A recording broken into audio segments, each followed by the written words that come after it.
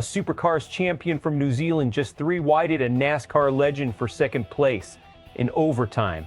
In overtime, at one of the most terrifying tracks on the calendar, and he almost pulled it off. Shane Van Gisbergen didn't win at Atlanta, but what he did on that final restart might matter more than a win, because it just rewrote what everyone thought was possible for a road course specialist on a superspeedway. Here's the breakdown. Van Gisbergen crossed the line 6th at Atlanta this weekend, driving for Trackhouse Racing. Ryan Blaney took the win in a chaotic overtime finish, but the number that matters isn't 6th. It's this. With 2 turns to go, Van Gisbergen was running 3 wide for the runner-up spot against Blaney himself. He had a legitimate shot at second, maybe more, before traffic swallowed him up and he slid back to 6th at the checkered flag. This is now his 4th career oval top 10 in Cup. 3 of those 4 have come in this single 2026 season, and 2 of them have come at this exact track. Something about Atlanta agrees with him. We're about to get into why. To understand how strange this is, you have to understand where Van Gisbergen came from. 3-time Supercars champion, a career built on road courses, hairpin turns, and precision cornering across multiple continents. That's a completely different discipline than drafting nose to tail at 190 miles an hour with 30 other cars trying to occupy the same 6 feet of racetrack. Ovals are not supposed to be his game, and yet Atlanta keeps being the exception. This isn't his first flash of brilliance here either.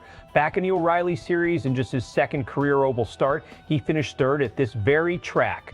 That result put people on notice. This weekend's run confirms it wasn't a fluke. There's also a championship subplot buried in this result that a lot of casual fans are going to miss. Van Gisbergen is fighting to make the chase field, and Sunday's finish did more than just look good on a highlight reel. It moved him further away from danger. While drivers around the cut line like Jones, Logano, and Cindric all posted strong points days too, Van Gisbergen actually gained ground. He now sits 31 points clear of the cutoff. 6 races remain in the regular season. Every position counts from here forward. Now let's get into what actually happened on that final restart, because this is where the story gets interesting. Van Gisbergen himself admitted afterward that his mind was already replaying the sequence, hunting for what he could have done differently. That's not a driver being modest.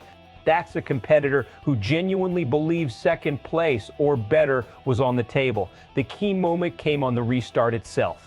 He wanted to lock in behind Tyler Reddick's car, using the draft to protect his position and build momentum.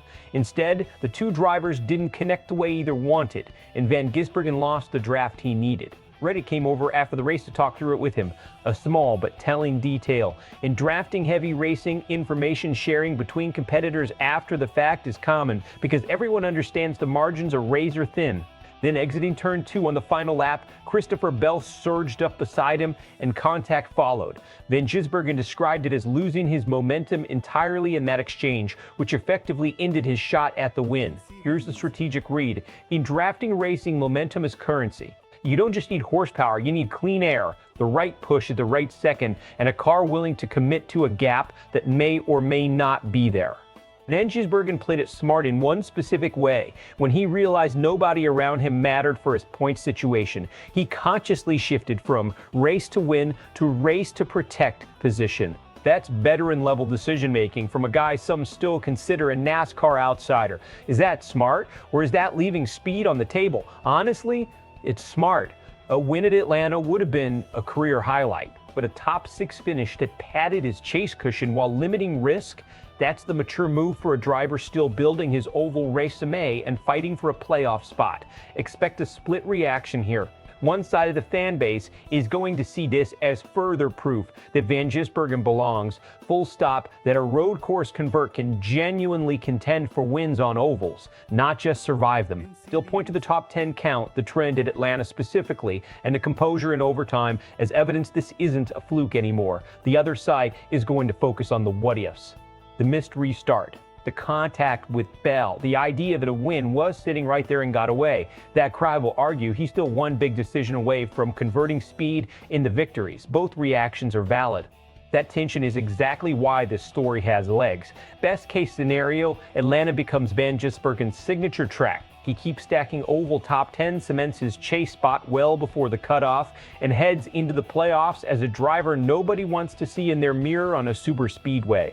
That trajectory turns him from a road course specialist into a legitimate all-around threat. Worst case scenario, this ends up being the high water mark. The restarts don't go his way at other tracks. The points cushion shrinks under playoff pressure, and Atlanta gets remembered as the day that got away rather than the day that announced his arrival. 6 races will tell us which version of this story we're actually watching. So here's the question. Was Sunday's finish a signal that Shane Van Gisbergen is becoming a real oval threat? Or was it simply the closest he'll get to breaking through before the numbers catch up to him? Drop your take in the comments. Tell me if you think he wins on an oval before this season ends. And if you want the sharpest, most honest breakdowns in motorsports, make sure you subscribe to SportsWire USA, because this chase race is only getting started.